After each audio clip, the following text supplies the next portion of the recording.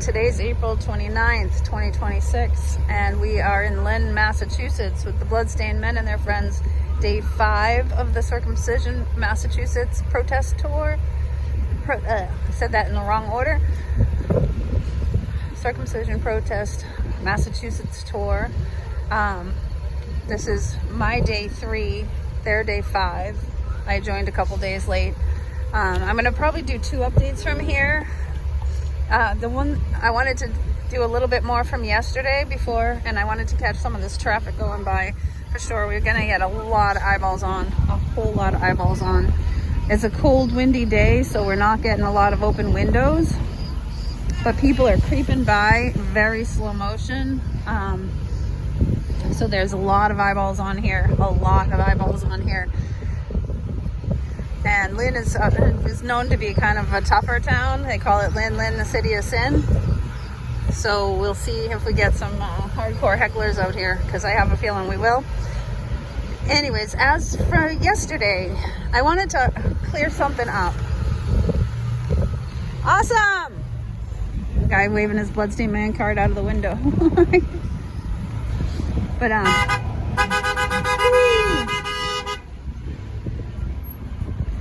so far it's been positive, huh? Anyways, there was an article published the other day, and I wanted to clear something up because there was a couple of things that came out in the 2 articles that were written about us that were completely wrong. I think the first one was in Monday's write-up. It said the Bloodstained Men were around for 40 years. That's not true. Brother K has been around protesting for 40 years, but the Bloodstained Men started in 2012 at the AAP conference in New Orleans, Louisiana.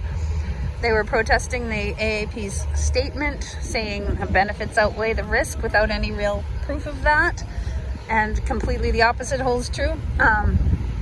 So there was that. So the Brother K said he'd been doing it for 40 years, but she took it as the Bloodstained Men have been around for 40 years. But we are in our 14th year. We'll hit 14 years at the end of in the fall. The other thing is, I said the other day that I was the first woman to tour in Bloodstained. I want to make that clear too. I was the first one to do the full tour, the whole thing start to finish, a 2-week tour, and suit up every single day. Before that, there was a couple women, or at least one other woman who traveled with them, who did not suit up. She wore all white, but she did not suit up in the Bloodstain. So I wanted to make that clear because somebody commented that I was wrong on that. But if you think I'm wrong, I want to see pictures from before that and like proof of it. So, because I remember at the time, that's what was figured out. We were talking about it back in 2016, and Brother K confirmed that I was the first woman to do the full tour in Bloodstained. Yesterday's article, I had said that to the woman doing the article, and she wrote that I was the first woman to ever wear the Bloodstain. That is completely false. I wanted to clear that up.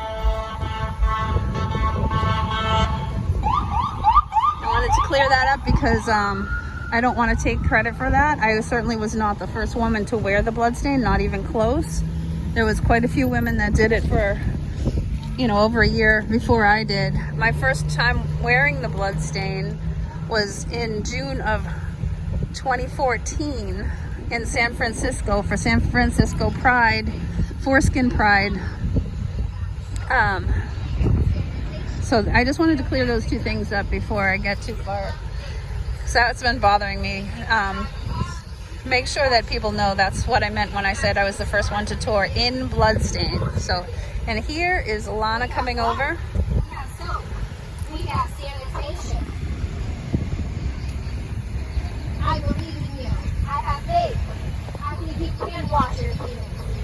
You don't have to put stars on your penis. You can wash it. You can't be like the rest of the world and wash your penis. Even if you're fat and overweight, you can wash your penis. It doesn't matter what size you are. You can be 5 feet tall, 6'5". You can wash your penis.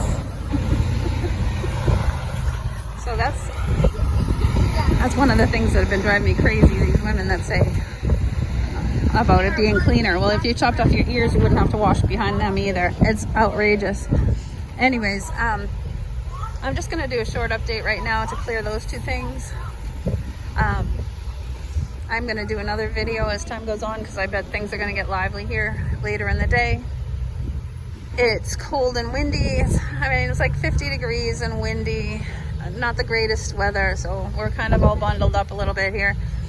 But we're still doing some great work, and there's still tons of people with eyeballs on.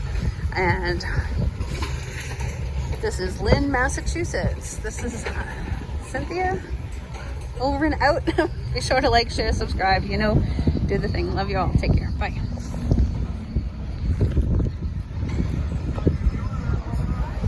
Oh, am I still filming? I might just